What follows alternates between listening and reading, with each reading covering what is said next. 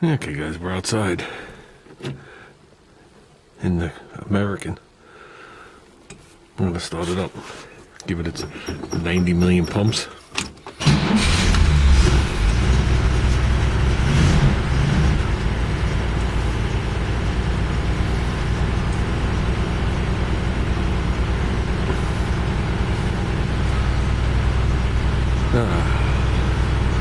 This is why I never charge a battery over the winter.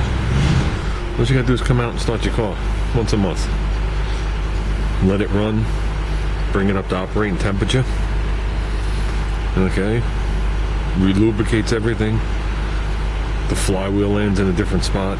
A different valve spring is compressed. It's the best thing you could do for it.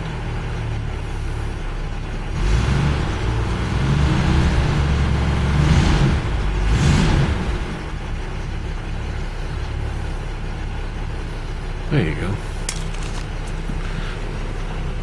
I'll tell you, the green of these gauges are unbelievable. Really goofy compared to today.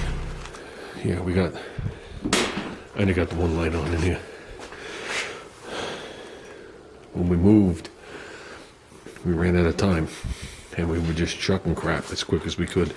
It took us a week longer to move than after we sold the house. Now there's no lights on. Gotta be some kind of lights here, right? There you go. And we did a 5-day extension, and on our 5th day, I started at 5 o'clock in the morning moving stuff. And the first thing I went and got at the house at 5 o'clock in the morning was this engine crane with the engine hooked to it. I had it sitting there waiting.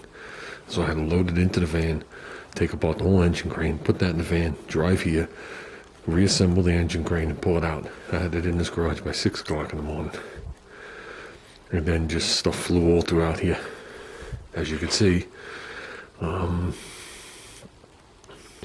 never got back out here to do anything because there's so much going on. Yeah, so basically I'm going to come out here tomorrow and that'll all disappear. The engine crane will get broken down. I'll just slide it right under the car. The engine I'll put somewhere.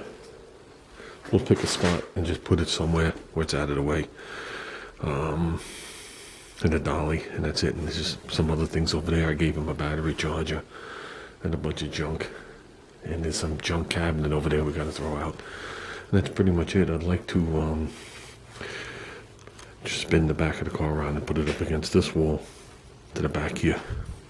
So that'll give him the 14 feet in front of the car and the 14 feet in front of this car. And it'll land him like 4 feet in between the cars for now. Till this thing comes out of here. Which will probably be before the end of the year, the way it's looking. Or this will stay here and the Concord will come here, either or.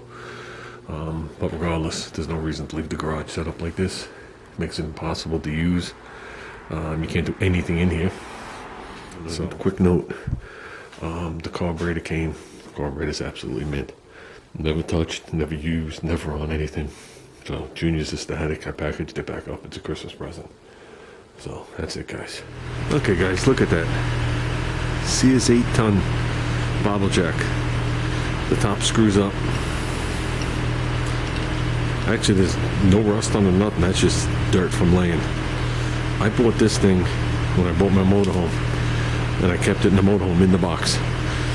When I got rid of my motorhome, it stayed on the bottom of this cart in a box. When we were moving, I was throwing shit out left and right. I put that thing at the curb. When I went to pull away, I jumped out of the car, grabbed it, and threw it in my car. Okay? Did you ever price out a bottle jack? Holy good God. Even cheap ones are ridiculously expensive, even in Harbor Freight. And the reason I grabbed it is, okay, I don't use bottle jacks to lift cars. Okay, I needed something for the motorhome. I mean, the motorhome's heavy. All I know is the motorhome, I couldn't use my 2-ton jack, like under the spring perch of the axle and lift it. It would just do its thing. So you'd have to put 2 of them side by side to lift it up to get the rear wheels off one side. And I only used it once on the motorhome, when we cruised from Long Island to Myrtle Beach, and I had a problem with the brakes. And in the campsite, I jacked it up, took the front wheels off, redid the brakes using that thing. But besides the point, those are what they use if you're working on a house and you got to replace any floor joists, a beam in your house or anything like that, where you got to jack up the actual house. You know, you put oak under it on top of it, and you spread the load and you lift it, and then you put the beam in. And I said to myself, what happens when I move if I got to do that? I got to go to Harbor Freight and spend $50 on a crap one? So I jumped out of the car and grabbed it. And it was just sitting over here. And I was like, whatever. Yeah, a load of crap wound up coming. This I couldn't get rid of. And it has 70,000 miles on it from the Concorde. It runs in mint. I maintained it. You know, I got it with 20-something thousand on it. So, along with the tranny, so I'm going to live with this thing until I throw it out. But, yeah, no, you never know what that's going to go in. Okay, guys, yeah, this thing's running. It should be more than warm now. Yeah, it's just on that part of the sea line. It only goes up above a little bit more than that. This has a 160 thermostat in it. So that should be about all it does. So, yeah, it's good to have it running. Sounds nice. So, I like the way old cars sound. They just have that slight loudness to them, but they're quiet. They almost sound like a boat. Okay, guys. Oh, and this go-kart's leaving. I have decided to unload a bunch of crap, so I'm not going to live with it no more. So, what's leaving is the Cavella Super Light's leaving, and that the go-kart that we got from that old man that he built with his son. I'm going to see if I can pass that on to someone that could actually use it. Since I paid storage on it for 3 years now. Yeah, that's leaving. I got no room for that crap.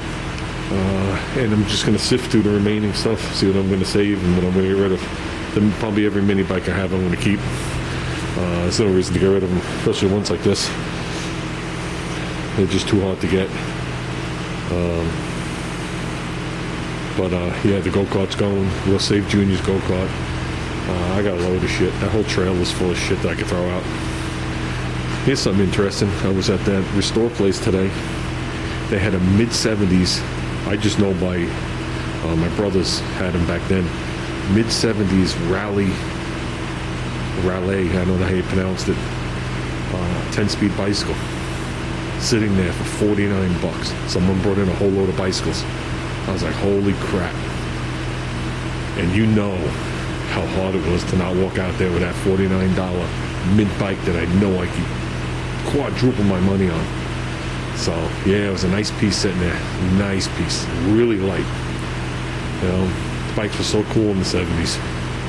But, yeah, I'm out here. I'm going to turn this off and call it good.